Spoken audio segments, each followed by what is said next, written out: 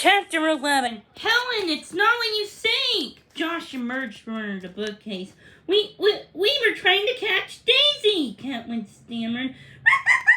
Daisy jumped up onto the sofa and wagged her short little tail. Yes! Daisy crawled under the screen onto the balcony. Josh latched onto Catelyn's excuse, but he knew they were in a deep channel. Helen's hand hovered over the phone. I ought to call security, she muttered. I mean, what were you kids doing in your old apartment in the first place? I'm just picking up a couple of things I forgot when we moved out. Oh, Helen looked him straight in the eye. Gee, that sounds pretty lame to me, Josh. How about telling me the truth? Helen Diamond doesn't believe their story from behind the balcony screen. Warren could hear every word. She's gonna call security! Quick, get down from the chair! Megan hissed. Warren jumped down and they backed off into the old Drake's apartment. Dylan and Buster sat quietly listening and waiting. Daisy gave them away! Catelyn Warren could scarcely believe it. Catelyn's gonna be in deep trouble. We should have been there with her. I know. We should have stuck together, Megan agreed. The puppy club shouldn't split up. Not ever. As the girls sighed and fretted, Dylan and Buster trotted into the kitchen onto the back of the apartment. They took a quick look around. Then Buster ran up to Lauren and jumped up. Arf, arf, arf, arf. What? She asked with a frown. I can't play now. Buster bounded off towards the kitchen. Hey, he wants us to follow, Megan decided. So they joined the Pups and followed them to the window,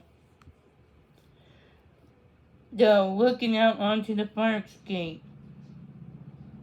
You want us to go out there? There, Megan asked Dylan doubtfully. The little black Labrador wagged his tail. As Megan unlatched the window, he squeezed down to the middle staircase with Buster close behind. Yep, they definitely want us to follow, Warren decided, stepping out after them. Hey, wait for me! I'm coming! Megan cried, stepping out onto the roof to begin the long climb up. Okay, the truth is, we were trying to help Dad. The excuses hadn't worked, so... Excuse me. Josh came clean with Helen. By breaking into our apartment? She asked. I know, it looks bad, Josh confessed. But I have to work out what happened for Dad's sake. And Catelyn wants to help too. Quickly, Catelyn nodded. We heard a message on your answer machine, she explained. We know it's Josh's dad, and he came to see Jimmy. Whoa, I didn't need to hear that, Helen interrupted. Listen, if Jimmy knew he was here and I was listening to your story, he would kill me. But he isn't, Josh said. And you are, Catelyn added quietly. I mean, listening. Then I don't really believe Tom Drake stole your pain and eater. A look of alarm flickered across Helen's face. She turned on Catelyn. What are you saying? It wasn't Tom. He was home all night with Josh. All he did was come in and board daylight to get money that Jimmy owns him. Ruff!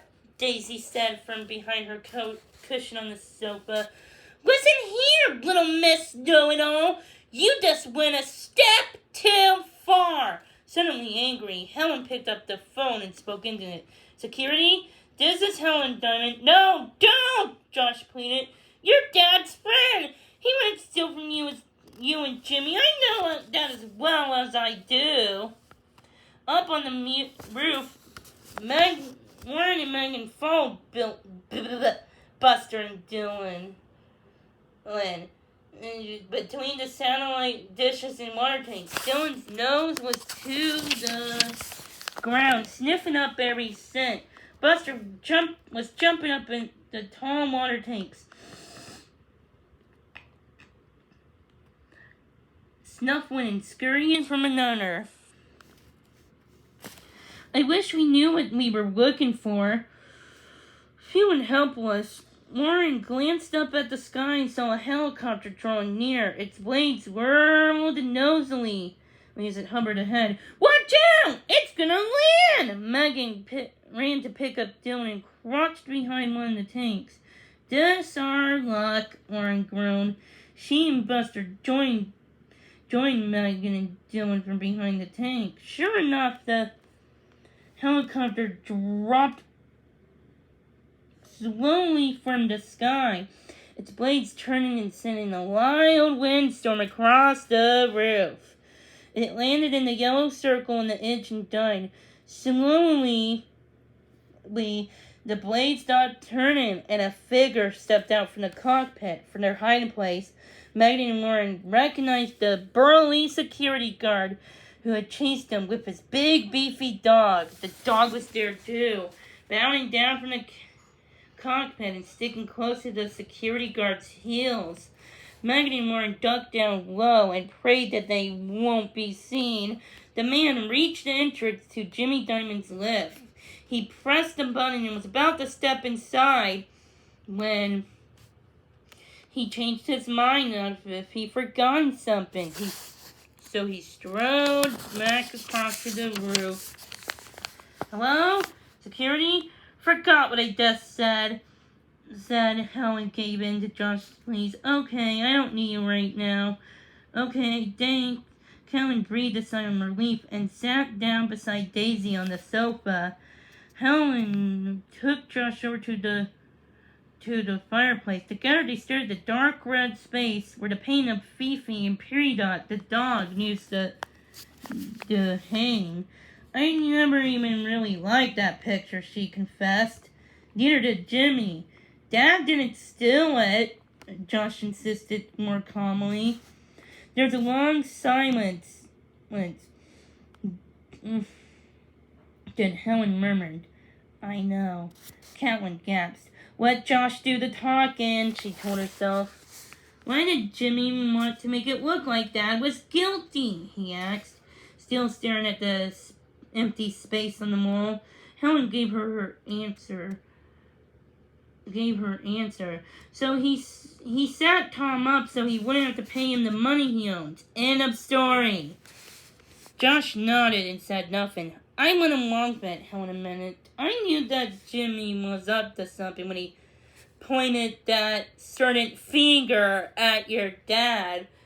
But I didn't speak out. I mean, you don't really argue with Jimmy ever." "I get you," Josh said quietly. "But I feel so bad," Helen went on. "I don't want Tom to go to jail for something he didn't do." That was it. Catelyn couldn't sit in the silence anymore.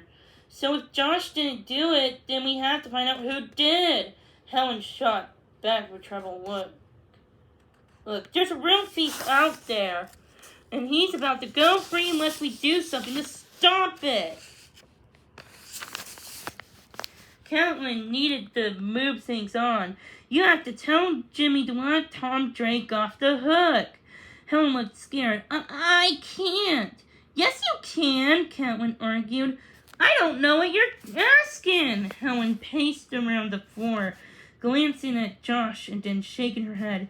"There's a way I can help," she said at last, "but you must never promise to tell Jimmy what I'm about to do." "Promise," Josh nodded. Helen took a deep breath. "Okay, kids, come with me."